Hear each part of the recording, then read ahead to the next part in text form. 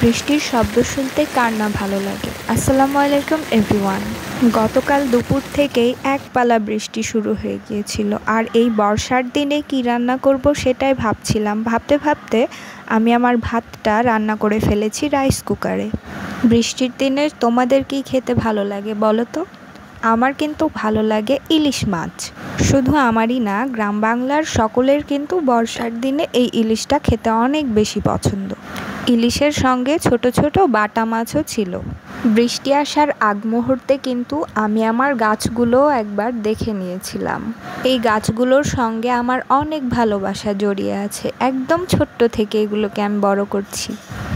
রান্নার কাজটা ছিল আজকে আমার শাশুড়ি আম্মুর, কারণ মাছ আমি খুব একটা ভালো রান্না করতে পারি না। ইতিমধ্যে আমার ইলিশের ঝোলটা কিন্তু হয়ে গিয়েছিল। ছোট মাছটা সাধারণত কষিয়ে রান্না করা হয়, কিন্তু ভেজে রান্না করলে আমার হাজবেন্ড খেতে অনেক পছন্দ করে, তাই শাশুড়ি আম্মু এরকমভাবেই রান্না করেছিল।